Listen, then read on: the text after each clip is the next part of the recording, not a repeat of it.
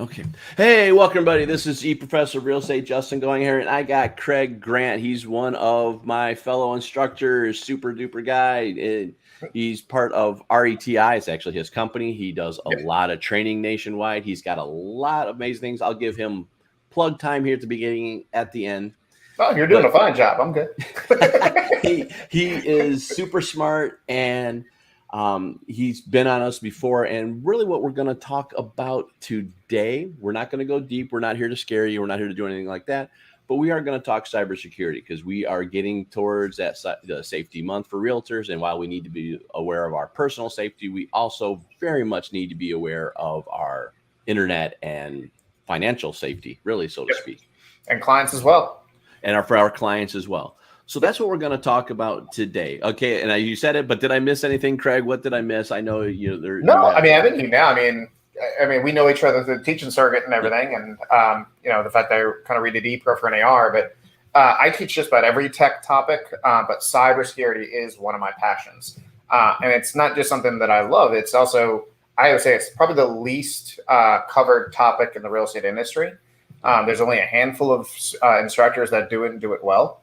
And, it's just, I always kind of compare it to like realtor physical safety, where realtors don't even pay attention to it until they hear a story about a realtor being harmed. You know what I mean? It's like ambulance chasing, but it's really become an important topic because real estate's now the number 5 most targeted industry in the cybercrime world.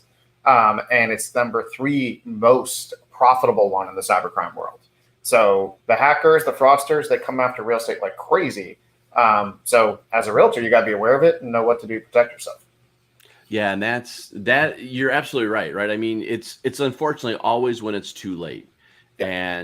And really, as we kind of said before we started here, the black hats is what they're called, yep. are very, very sophisticated in this realm. They know a lot of good techniques, but it's really the way I've always explained this to folks, and maybe you agree or disagree with me, but the way I've always explained to this is you don't necessarily need to know everything. You just need to be more complicated than the next person down the road, right? So for me, it's the old club for the car, right? That club was not a security tool. It was actually very easily breakable.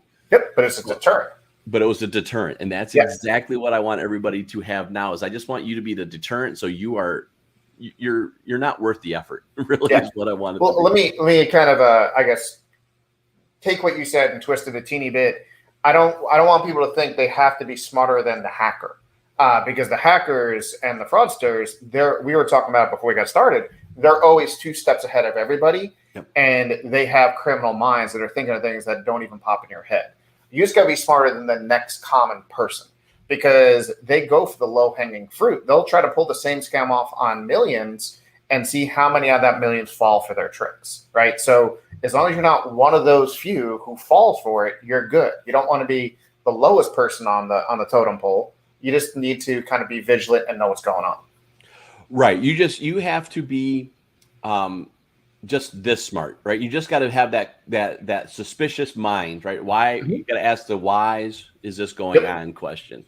Yeah. And the other huge thing I was talking about, you just need to slow down and be patient because 99% of digital scams honestly work because people are in a rush and aren't paying attention. Yep. But a lot of times, if you just slow down, you'll notice some pretty obvious tip-offs that the email address is not an authentic email address or the link is a fraudulent link. I mean, if you just slow down, you might pick up on these things. So it's not always just about being smarter than the other people. Sometimes it's about just paying attention. Yeah, you're right. So before we get into the how do we be aware, let's talk about what we need to be aware of. So let's talk about, tell me, so to speak, your top 5 cyber crimes that you're seeing out there today. The number 1 by far, both from it's happening probably the most, and at the same time, it's probably the one, honestly, that's just focusing on real estate like crazy, without a doubt, is wire transfer fraud. I mean, it's now exceeding over $1 billion a year that they're making it in wire transfer cases. And that's where it usually happens not with the realtor, it usually happens with the financial side of the transaction, such as a title company, escrow, real estate attorney. Usually the hackers compromise their email accounts and pull it off, kind of tricking the buyer from an email supposedly coming from that title company person. But there are some cases where they've actually hacked realtors' email addresses and used that to kind of pull the ploy off. There's even cases of VoIP phone systems being hacked to pull it off.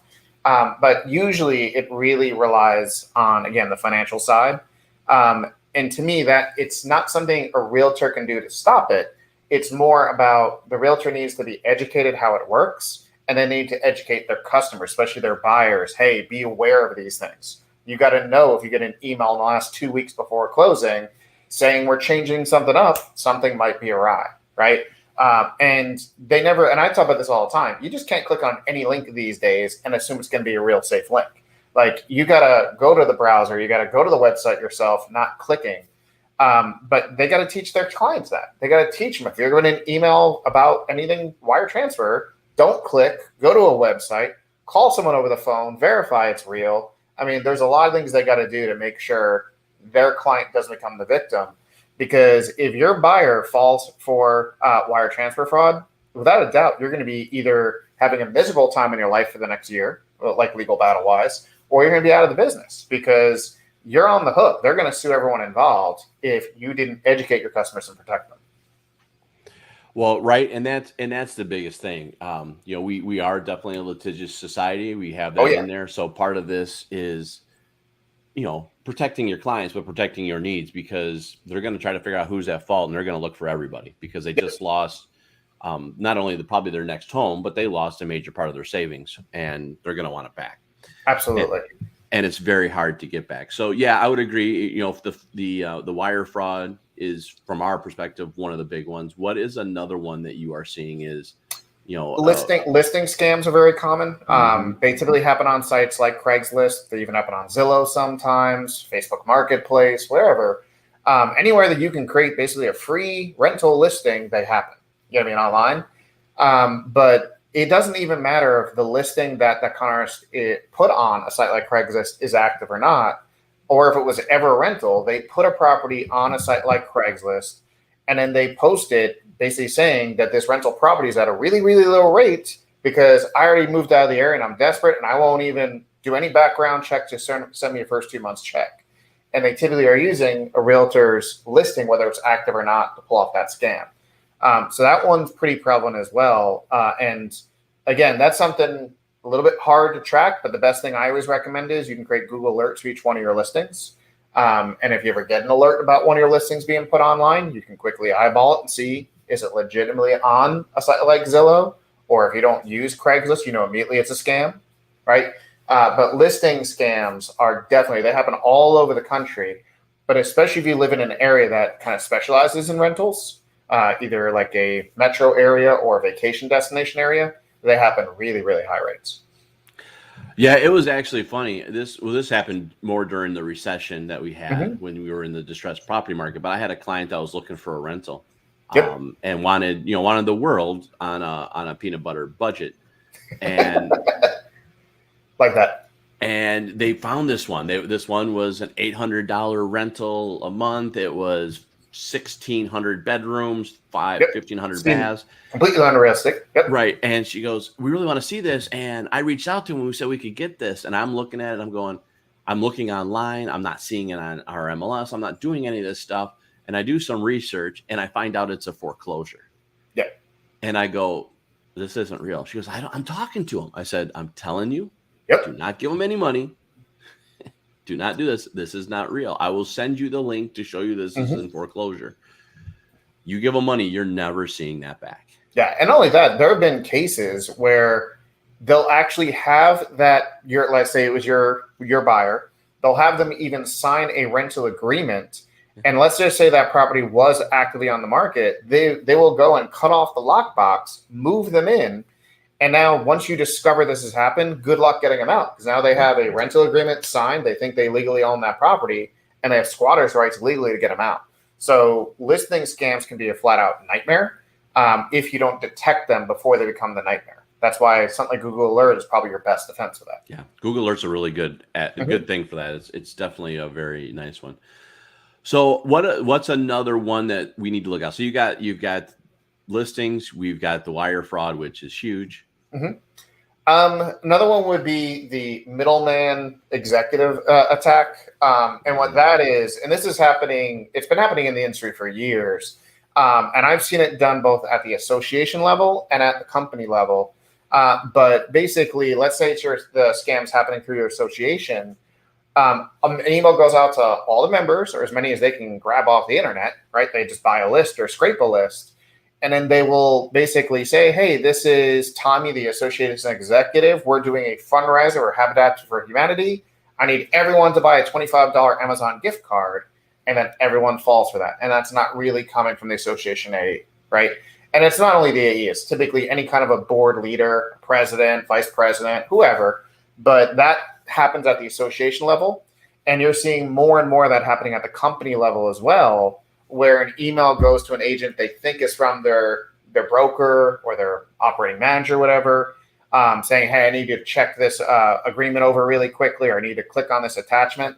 And that's not really, again, come from the company, right? So that stuff has been happening for years, but they're getting better and better, especially at the company level. So I haven't seen that one in a while. It's interesting you say that one's popping up. So are you saying that they are mimicking the email address, or are you saying that they have now hacked that email address? It's coming from that person, but not really from that person. I've seen it both ways. Okay. I mean, I've seen it just where it's just and by the way, one thing you should always do with any message these days is your first thing before you even interact with that message is look at what's called the header information, who the sender address really is. Because like you just mentioned, the two ways they could do it. One is they could just create a fake account. So if, let's say, Tommy's address was tommysmith@brokerage.com, they would either create a second account that's tommy.smith if they could get into the server, or they would just create just a tommysmith@yahoo.com using a free account so they can do it that way. You're not paying attention. So it happens either way. They could either just create a fake account, or they could hack into an account, and then it becomes even harder to figure out. But the key is you always got to be vigilant. And my rule of thumb is just stop clicking. Like, unless you know something is 100% legit, you're supposed to get an email with a link from somebody, you've talked to them and verified it's coming, you don't click anymore. Like, you got to just go out to the browser and go to websites instead. My favorite email, I haven't seen this in a while, but I see it text format now, but I haven't seen it in a while. My favorite email of all times, going back to stop clicking on links, is we have a buyer in your area. Yeah. Here is our needs. Click on this form so you can see if you match those needs. I'm going, yep. Well, what's my area? Right. And how do you know? But I got to click on this link. The other fun one was early on when people were just starting to do electronic signature, not where it is now, but just starting to do electronic signatures. They would say, please click on this Google Doc to accept our application. Well, it wasn't Google Docs. It was a phony link. It was what it was. But yeah, I mean, so it's all the same thing, right? It's really what you just said. Slow down, breathe, and just use some rational thought. Yeah. And I get it, right? I mean, again, as you said at the very, very beginning, the biggest weakness for all of us in any industry, but specifically for us in real estate, is when we're working at warp speed. We don't take time to think about any of that stuff. Absolutely. And that's 100% what they bank on. They know everyone's in the same boat. Like, we live in a 1,000,000-mile-an-hour world now, and they know people aren't paying attention. So if you slow down and look at that email sender address, look at the links and see if they're legit or that if they're recognizable. Like, I always tell people, don't ever click on any kind of a extended link, like a Dropbox, Google Drive link, anything like that, because you have no idea what the real link is. Don't ever click on any shortened link, like a tiny URL or a bit.ly. Again, you have no idea because they're masking the address. If it's going to someone's specific website address and you know it's legit, then there's a little bit more trust involved. But anything that you can't totally know, like what the address is, you just can't click anymore. Well, and that's really it, right? I mean, it's the spoofing with a link is where the danger sits, because someone just says, oh, I know Justin, I'm going to click on this link. Correct. Well, I mean, again, I'm good, and I have a lot of tools and techniques in my place, and we'll talk about some of them here a little bit down the road, but I don't worry about being hacked, but it doesn't mean I'm not vulnerable for being hacked, because again, I can't stop. My email address is jbletheby@the JBL team. Well, it can't stop somebody from being j.bletheby. Correct. right? It can't stop that. I can't stop something. And really what becomes very interesting, they've gotten more sophisticated with those headers that you're talking about, where they will put the name as the email address.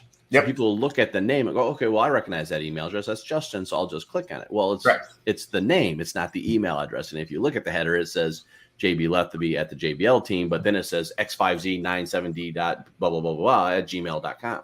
Yep. Right. Those are flags. And again, it takes 30 seconds to check that, but not when I am dealing with 500 contracts at one time. And Yep. and that's why they do it. And by the way, the main reason they target real estate so much is, one, this is a business that handles huge chunks of money, right? I mean, that right away gets on any fraudulent person's radar. Is why should I pull off a $25 gift card scam when I can make $280,000 in one click?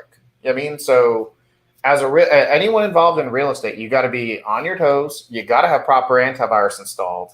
I mean, on every device. That's a huge thing. Like, a lot of people don't even realize that they're able to put antivirus on a phone or a tablet, and they don't protect those. Well, hackers know that and go after it like crazy. You know what I mean?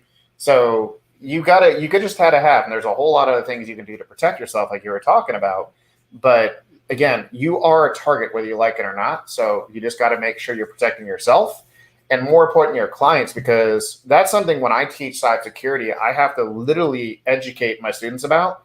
Is when a typical person thinks about, oh, I'm going to get hacked, they just think about the device and their own personal issues, right? Oh, I'm not going to be able to do my job for a week or two until I can get this fixed. And they don't realize the data in your device is more valuable, way more valuable than the device itself. If they can get into your client's information, you're done. Well, you're right. You're 100% right. And your data, and we're going to talk about two-factor authentication and encryption here in a little bit, because I think those are conversations we need to have. But let's just take one step back, because you did trigger a thought in my head that I think is huge in this conversation, and it's why we are so vulnerable right now, and why we do this is these folks, this is their job. They do this 24 hours a day. They're researching all the time. And a lot of them are government, military funded. I mean, this isn't Joe Schmo making some money on the side. This is now government funded all over the world. Right. Yeah, there's certain countries that you got to be very careful about, because this is part of their business model. Yep. So let's talk about what I'm seeing, anyways, as far as social hacking goes, because I think that's where, trust me, I'm I shouldn't say I'm not as big of a fan in the last couple of years that I was at the very beginning about social media, because I think social media is a great business avenue for realtors. Yep. But the social brag has now made us, as far as I'm concerned, a victim. I don't have anything against the social brag, because we need to, as realtors, tell people that we are successful in the industry that we're in. Right. But it is coming at a cost, because, as you just said, hey, I just closed a $15 million property, or I just closed these 5 properties this month. You have just now triggered you as a threat, right? You have now come out saying, okay, we need to find out how we can start following this person, so we can start finding how we get the money. Every realtor, every story I know of a realtor who's been physically harmed, like intentionally harmed, where like a bad person targets them at a property or whatever, or anything like that. First of all, they're typically career criminals. And violent career criminals. Now, it's not like their first time they've done it. And then what almost everyone says to a word is, well, I just assumed, I've been following this person, I assumed they're rich, and they drive a Mercedes and all this, because every realtor does, because they watch HGTV and what we post online. So yeah, it does make you a target in the social brag. And by the way, another little caveat I'll throw in, and this is just for right now, because the market is bonkers right now. Where as soon as you put a listing on the market, you got 20 offers in the first 2 hours. And so many realtors I'm watching are posting that, saying house sold in under 2 hours with 18 offers and everything. And it's kind of like you're talking about with the social brag, but not like their own income. But when I teach social media right now, I'm advising my students, don't do that. Don't brag about selling a house in 2 hours, because all you're really doing is devaluing working with a realtor. Right. Like, if I'm a property owner, why do I list with you and give up a commission when I can post it myself and sell it in an hour? Right. Yeah, You it's know? the wrong messaging. I 100% Yeah. I agree. I've been saying this for realtors for several months, if not years, at this particular point, that you've got to be very cognizant of the messaging that you're putting out there, Yep. because just on the vice versa conversation of this, that's also why we're not getting any sellers on the market, because all they're hearing is too much competition. Well, I don't want to sell my home because I can't buy my next home. Well, that's actually Correct. not true. Yep. It's actually Well, you just the are. You're just opposite. going to pay a premium. Right. You're not going to buy low. Right. And that's just it. And that's a different conversation, right? But all I'm hearing sellers say is, I don't want to sell if I can't buy anything. It's like, well, no, you can. It's going to cost you. Just like it's going to cost you, like you're going to make money on your sale, you're going to lose it on the buy. Correct.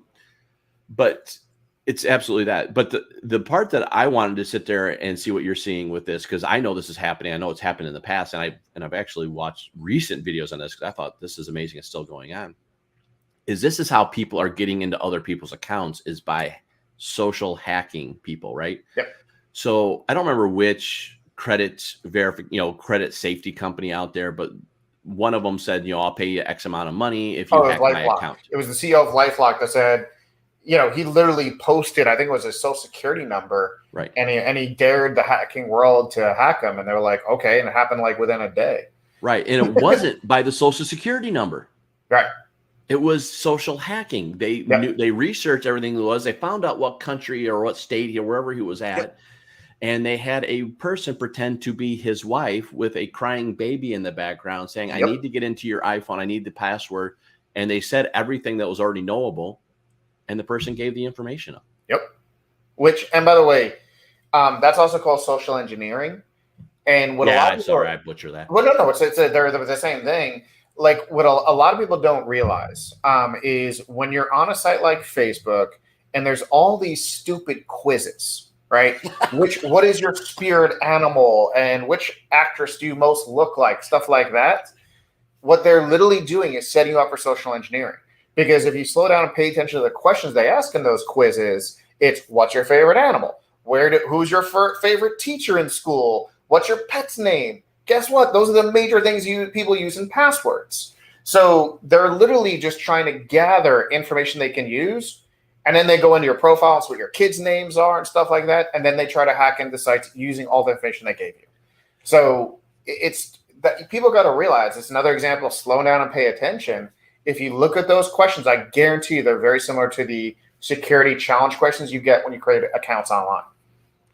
Well, yeah, and you're giving your life away, right? I mean, that was where what was it? 2 presidential elections ago is where they came into issues. That's where Facebook came into major problems, because all this stuff was out there, and now they were leaking information because all these, not just the presidential, but all the elections that were going at that point in time were starting to use the social engineering that you were talking about to get people to pay and push buttons and do all this stuff and hit those trigger points for us that would motivate us and engineer us to do what they wanted us to do. And by the way, anybody that understands tech saw that train wreck coming way before the 2016 election. I used to teach back in like 2014, 2013 that you had to go into your Facebook privacy settings and undo all the data that they were giving away, because you were just giving away everything imaginable about yourself in your Facebook account for anything that you logged into Facebook with or anything like that. Those vendors were getting every bit of data they wanted. So that train wreck was coming. Oh yeah, no. There was nothing subtle about that, except for we just weren't paying attention as a society. It's funny though, because it took Apple until this most recent phone to understand that was a marketing solution for them. Yep. Right? In case anybody's not aware, Apple has just basically released a model saying we're locking down privacy. No advertisers are going to see your information. Now we'll see how true that becomes, but that's how they're marketing it. And it has made the Facebooks, the Googles of the world nervous, because that's where they get a lot of their revenue from. Oh, no doubt. So for me, that's another one. I always want to mention that because I think the social hacking, what I call it, social engineering, which is the technical name of it, is huge. And while again, I'm a big fan of being on social media from a business perspective, it comes at a cost, and we need to just understand that cost. Yeah, and another one we didn't even mention, by the way, I can't tell you how many realtors, I'm friends with a lot of realtors online, of course, And the ones that I'm actually a friend with, when I see one post in particular, I send them a quick private message being like, seriously, take it down, which is the vacation countdown post. Yep. You know what I mean? Because somebody is watching that knowing you're going to be on your cruise in 6 days and they're going to rob you in 7. Like, it's just, you got to realize there's a lot of people that just don't think the way we think. They just look for ways to compromise us or do horrible things. And you've got to be smarter on what you're putting out there.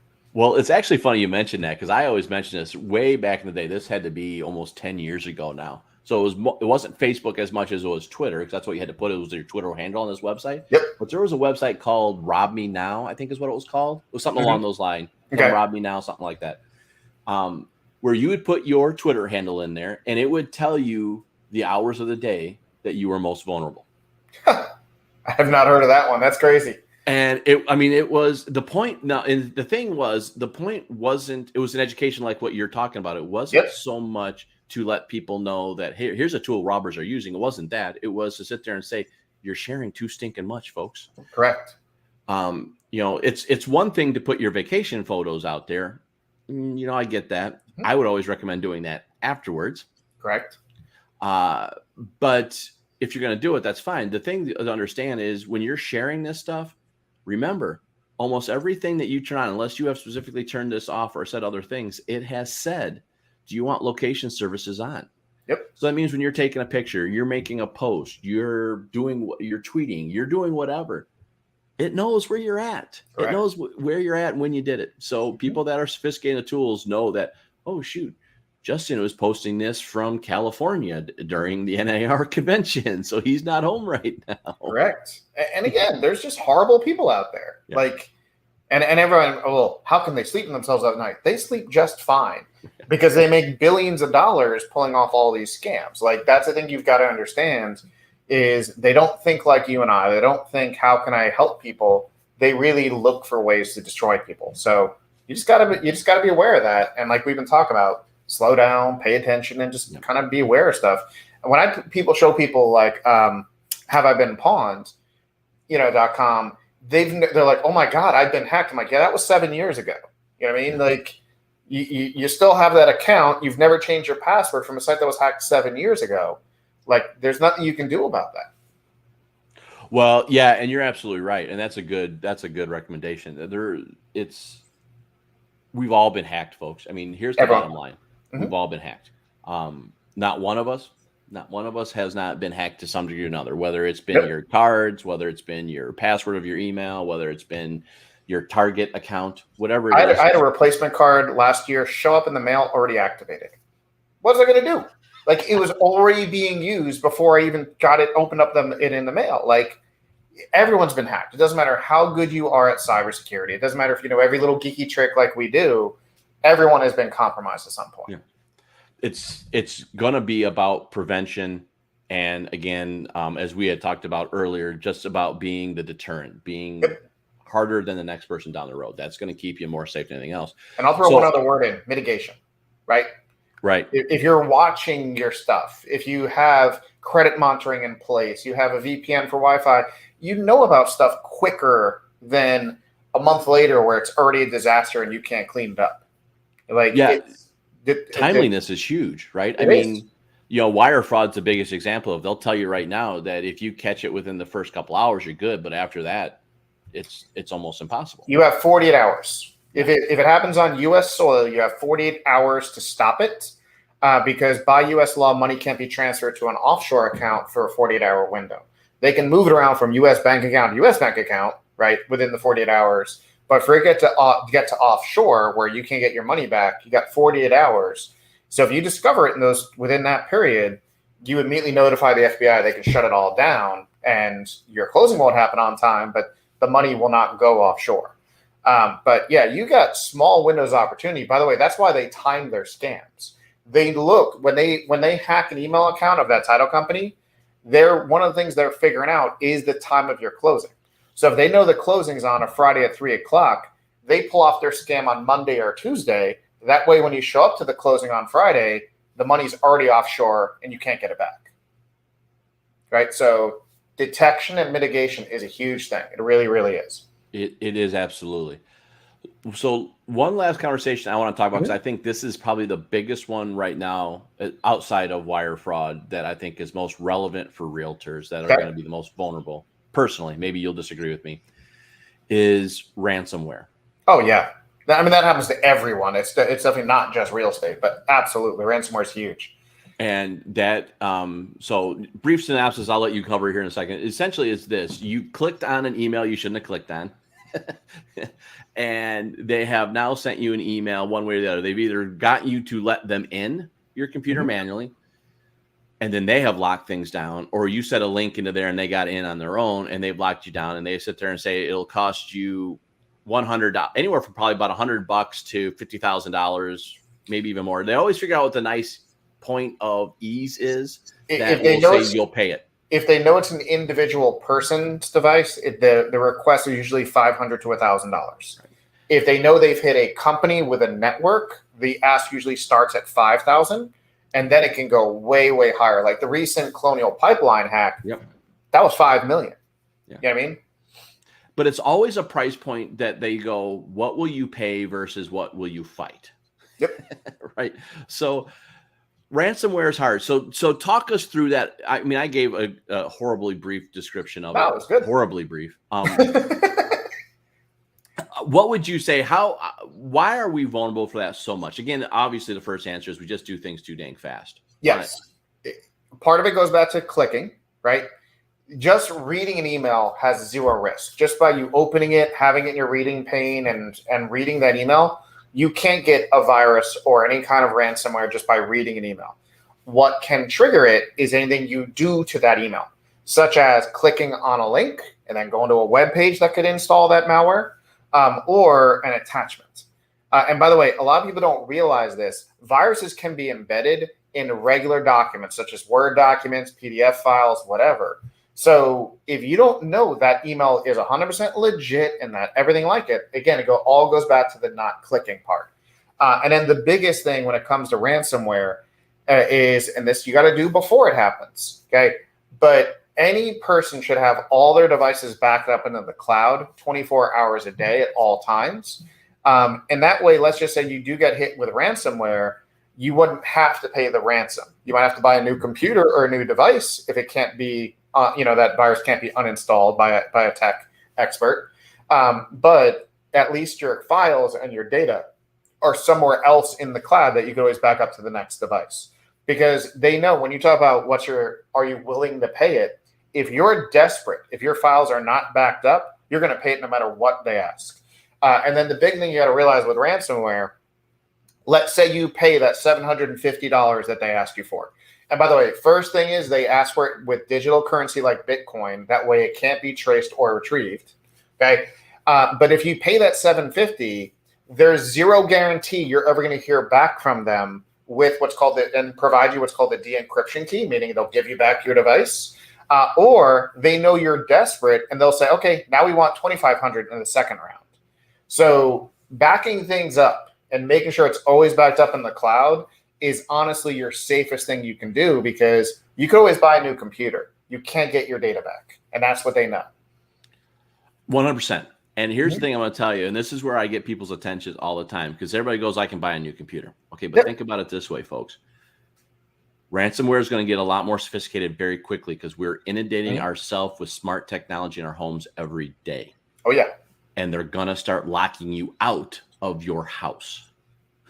So you need to have VPNs, you need to have router software, you need to have other things. Now, again, I don't want to go down too many rabbit holes on this, but the reason I point this out is real simple. There was a hotel over in a European country somewhere that got hacked for $25,000 because they locked every resident of the hotel out of their rooms. Yep.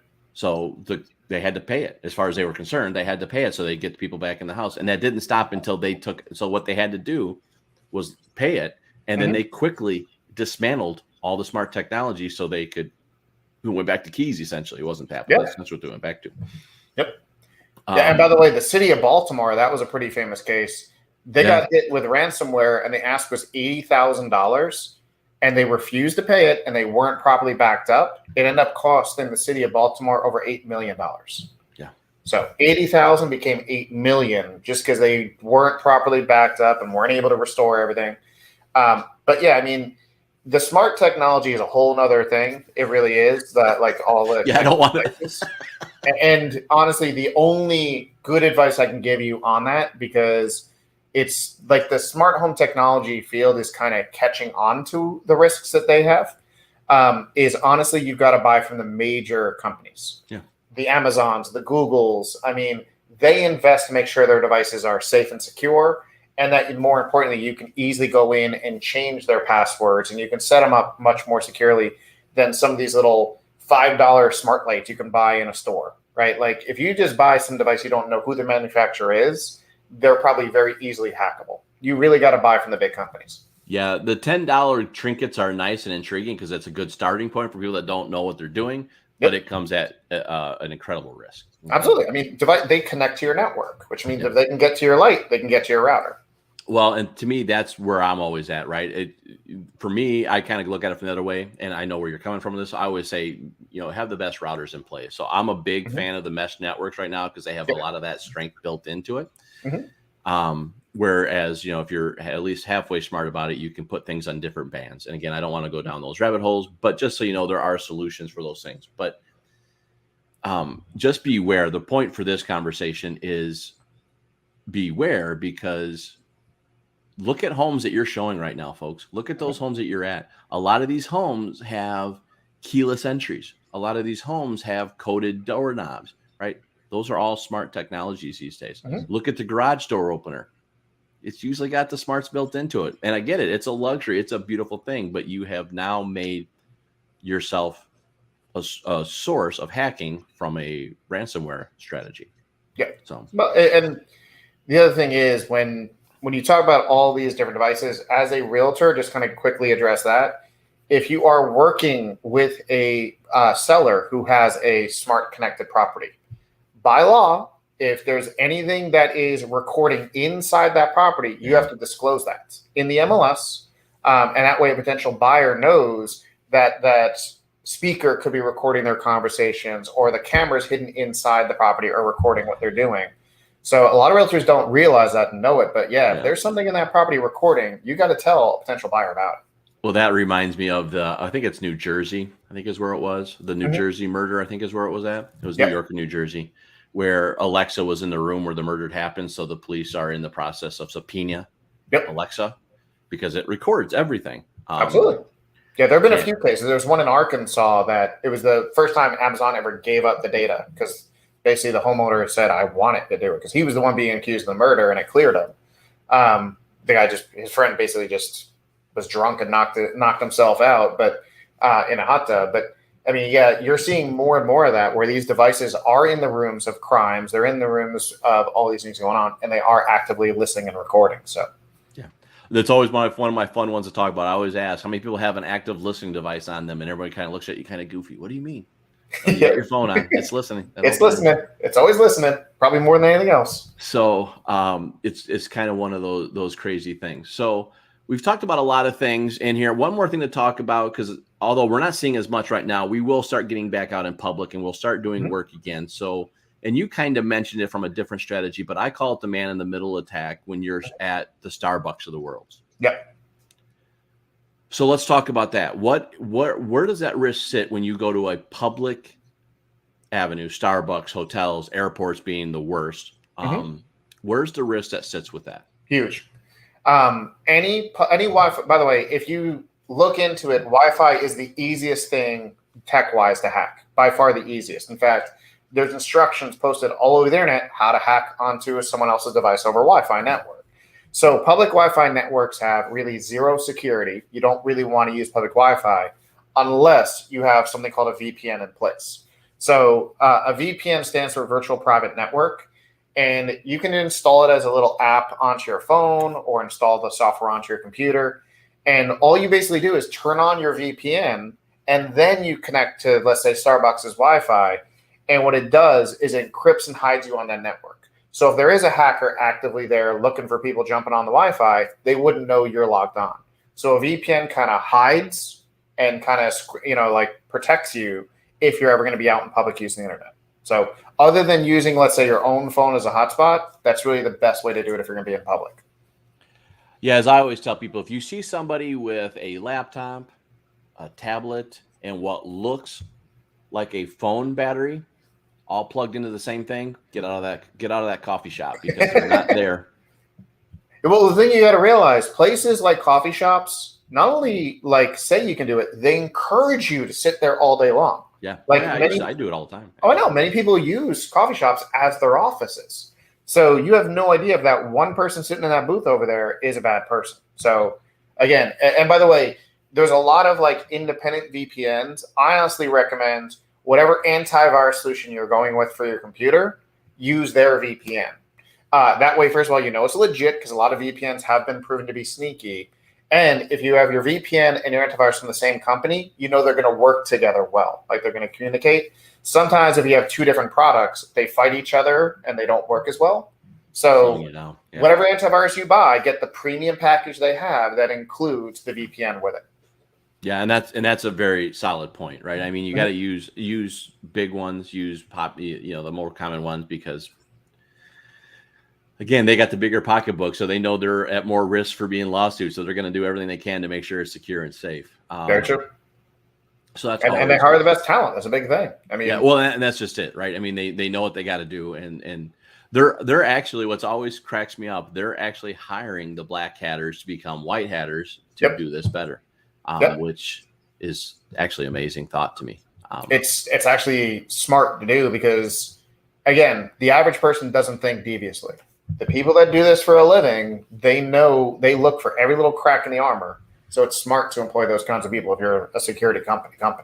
No, absolutely, 100%. So we're getting close to that point. So we've talked about this throughout the scenario. So we have just spent the last 35-ish minutes probably scaring the heck out of our audience. But as I always do this when I present, I'm sure you do the same thing. Okay, we're going to tell you all the horrible, but it's not that bad. It's not as bad as it is. We're just trying to we're going to show you how to become a deterrent, how to make yourself less susceptible to someone else. So what does that look like? We've talked about some of the big ones, biggest being slow down. Yeah. Right. 2, we've talked about the email address, which again goes in part with slowing down, but just looking at that stuff. Don't click on links. But what are some of the other solutions? You just mentioned VPN. What are some of those other type of solutions like that you really like to have than teaching agents to use? Well, put it this way. When I teach security, first thing I tell people right away is, yes, I'm going to terrify you for the next few hours and show you all these problems you probably don't know about or aren't paying attention to. But here's how the class works. Here's the problem. Here's the solution. Here's the problem. Here's the solution. And nothing that I give out in those classes requires an IT degree or any real tech skill. Right. Like, honestly, what you need to protect yourself is, one, the slowing down and some common sense, because a lot of it is, you shouldn't have clicked on that link. Like using some common sense, but using something like a VPN, having a great antivirus on all your devices, not just your computers, having stronger passwords, whether you're using a password manager or a password technique, right? None of the things that you need to do to really protect yourself are geeky. They're just things that the typical person doesn't think about or know they should be doing. So 100%. I think passwords are great. I love password manager tools. I find them to be one of the best tools. It's one of the easiest way to me getting out of using the same password for every single account that I have. So I think that one's wonderful. What's your opinion about two-factor authentication? Necessity. Yeah. Any site or account you have that allows it. Okay. Like not every vendor has two-factor built in. But two-factor is when you have to prove it's really you every time you're logging into that account. Either they're going to send you a quick text code, or maybe they use your facial recognition or a token. But as long as you're having to provide something at that second saying this is really Craig Grant trying to log into Craig Grant's account, that is two-factor authentication, and it's huge because somebody can't have my phone to get that text code they're sending me. Only I can have that text message. Somebody can't use my Google Authenticator to get me a token every second. Only I have that on my device. You know what I mean? So, or my face, right? And if there's somebody else that looks like me, I feel for them. But the odds are somebody's not going to be able to use my face to get into my accounts or my fingerprints or anything else. So any account that has the ability to do factor authentication, you should take advantage of it every single time. And the other thing that I talk about all the time when I teach this stuff, everything I give is not geeky. It's not hard to do, but they're inconveniences, right? Mm-hmm. It's going to be an inconvenience to slow you down an extra 10 seconds to go get that text code, but it's going to protect you, right? So even though it's a little bit of an inconvenience having to get a code every time you want to log into a site, do it. Because that's honestly the best thing you can do right now to protect yourself is using two-factor. Yeah, I couldn't agree more. I think the two-factor is such an easy tool, and it's been around far too long for such little use of it. I get it early on. I know many people aren't early adopters on tech, and that is plenty fine by me. Let me be that person. I'll break everything for you and tell you what works and doesn't work. But it's been around too long. It's been proven it works, and is, as you just said, it works because it is an inconvenience, right? Yep. Those stupid little are you human bots, screens out there now, those don't work, and you're seeing less and less of them because people have now figured out they can build tools that will detect satisfy that link. Yep. So that doesn't work. So you have that out there. So you got VPN. We've got that. What about using your phone as your own personal Wi-Fi to get away from the VPN? Are you a fan or not a fan? I am. It's secure. When you pay for a cellular line, it's your own private secure line. Now, that's different than when a lot of these providers have public hotspots. Public hotspots are essentially Wi-Fi. You know what I mean? So when you're like, if I have Comcast for my internet and I go use a public Comcast hotspot, no, that's not. Yeah. That's not secure. Someone else could be on that same network. But using your phone, your own phone as a hotspot to your laptop or your tablet is a secure option. Now, is it slow? And does it drain your phone's battery very quickly? Yes. But it is a secure option. Like if I'm traveling in a hotel, I'm doing that the entire time. So, yeah, and I think that's perfect. Hotels to me are the biggest. That one, it's amazing to me. People are not more aware of how insecure Wi-Fi's at hotels are. And by the way, the one you should never ever do is business centers at hotels. Yes. Anybody that's ever stayed in that hotel could have slipped the virus in with a thumb drive, and then anyone else that's ever used that workstation computer is dead from that point on. So don't ever use those shared computers at hotels. It always goes to me the same thing on public charging stations. Yep. Right. Because what most people don't understand about a public charging station, when you're using your USB cord, that USB cord is data plus power. Yep. So unless you have a power only cord, which I'm going to bet you 1% at max have that, you are making yourself at risk. Somebody can put something on your phone that you didn't realize was on your phone. Yep. Yeah. And by the way, the other thing people don't 100% get about that, okay, any kind of a thing you plug into a device, such as a thumb drive or a USB charging cord, is essentially what it does. As soon as you plug it in, it quickly installs something into that device, such as a driver or folder, whatever.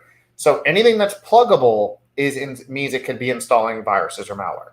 Like absolutely, you got to understand. Yeah, no, 100%. It's funny. I always tell the story. There was a person. And it caught me off guard. It was just those little slip ups in a moment. I had a lady. This was, I'll tell you how long ago this was. She wanted me to charge her BlackBerry. And I said, yeah, sure, fine. And I started to get ready to plug it into my computer going, wait a second. There's smartphones now. Why is she still using a BlackBerry?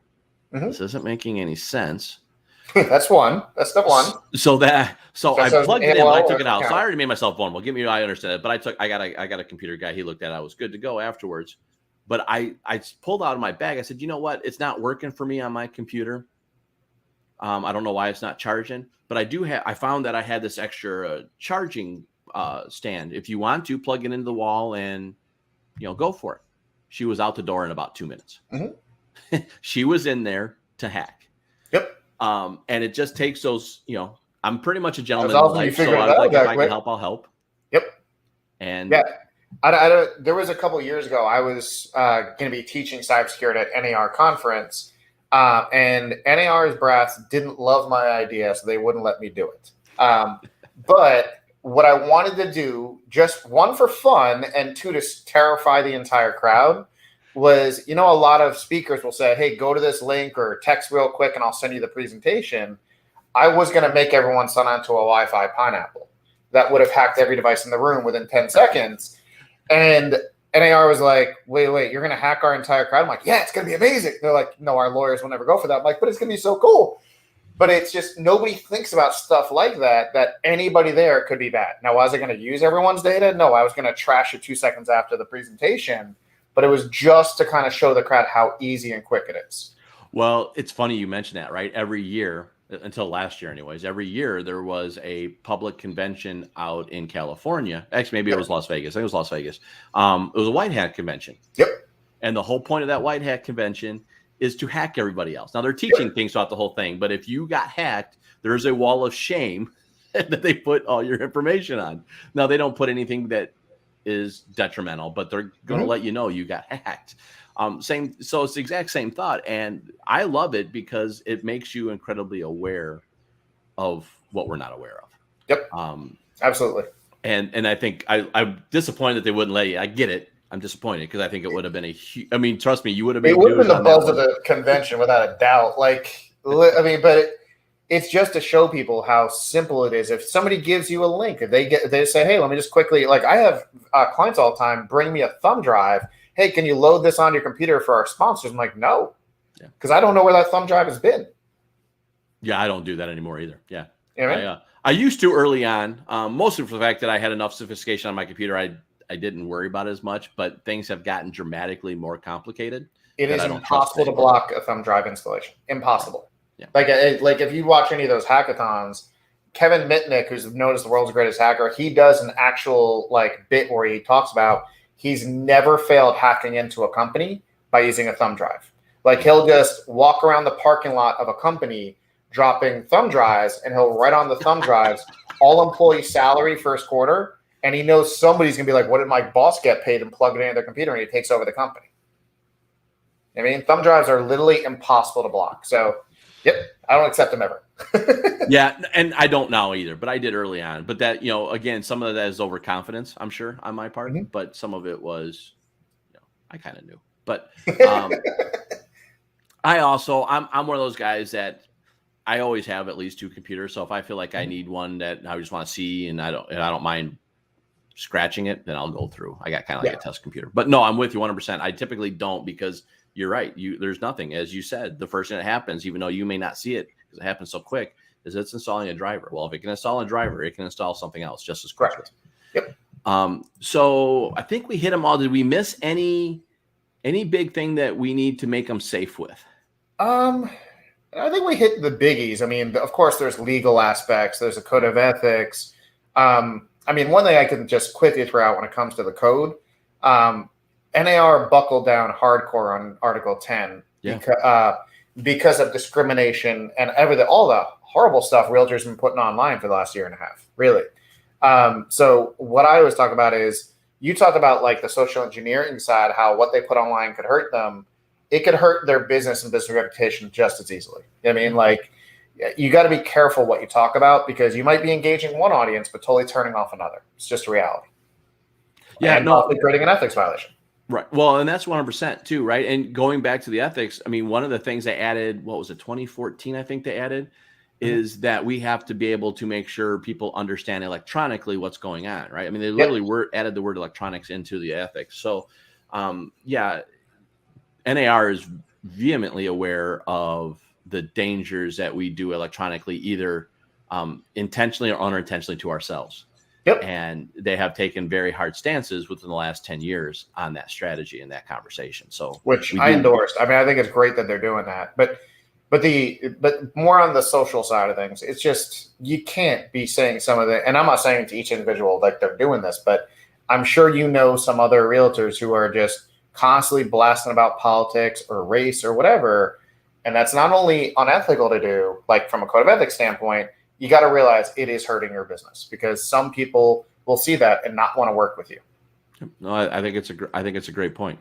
Again, we got taught as kids guilt by association. So even the thing you got to think of beyond that is, if you are with them and you are on their post, you're with Oh them. yeah. It doesn't. I always say it doesn't have to be your actions. You could have a crazy friend, and that can cost you business. Well, and I always go this far with that conversation. Just remember, there's a lot of groups out there, especially in Facebook. There's a lot of groups, and most of these groups don't really understand how to handle themselves professionally on these groups. So they start doing things that are just painfully NAR violations. Yep. All the time. Oh yeah, the private realtor groups, Yep. which aren't that private, yeah, they aren't private at all. Constant bashing of other realtor professionals in there, and that's like you're saying, that's a violation right there, Article 15. So I'm always that bad guy pointing to the moderator saying, yeah, you can't do that. Yeah. Yeah. No, I think that's the major stuff then. So, well, all right. Well, so here's your time. Here's your time to brag. Tell us where to find you. Tell us. We know now why to find you. Yeah. You know a lot. But tell us. I'll give two plugs. One is me as a speaker, whether it's doing virtual classes like Zoom type classes, or now that things are getting a little bit back more normal, starting to do more travel, getting back out to associations and events and everything. So if your company or association is interested in bringing me in, I don't just do cyber. I do everything tech, social media, marketing, hardware, software, pretty much anything geeky, I cover it. So you could always go to my site, which is craiggrant.info, and find out all you want about me as a speaker. If you also, I run a site, Justin mentioned this at the beginning, called reti.us. It's not just me. I have a team of great technology speakers that run RETI with me. We do free webinars every single week. Every Wednesday at 4 Eastern, we do free webinars. We also do a couple other events a month about just helping realtors learn about tech and marketing. So you could always go check out our webinars, check out our events for free. But if you need help learning about tech, marketing, or anything like that, and do it on your own time, we have over 2,500 instructional videos and product reviews and webinars on the site if you are a member. So again, the weekly webinars are free, but if you want to be able to go in and play with our whole huge library of content that helps you do tech and marketing and real estate, you could always get an account on reti.us. Yeah, it's a great resource. I love it. And he hasn't mentioned in a while, but he's also got a CRM generator, so you can find out what's the right CRM tool for you. So yeah, it's a really cool tool we built. Like it takes the salesperson out of figuring out which CRMs are your best matches. So which is the best way of doing it. It does. And then you can set up your appointments with the salespeople, but it kind of helps you figure out which are my top 5 or top 4 matches of what I'm looking for. And then you could watch videos and learn about those vendors and schedule appointments with them. Oh, that's awesome. Mm-hmm. Well, Craig, I really do appreciate the time. Again, I hope we didn't get too deep in the weeds. I know me and you have that risk, but I thank you for this. And absolutely. I think we're going to have Craig back again soon because I want to talk about what hybrid world looks like for us in the future. So we'll figure that out as we go, for sure. So thank you, Craig. Absolutely, man. Good talking to you.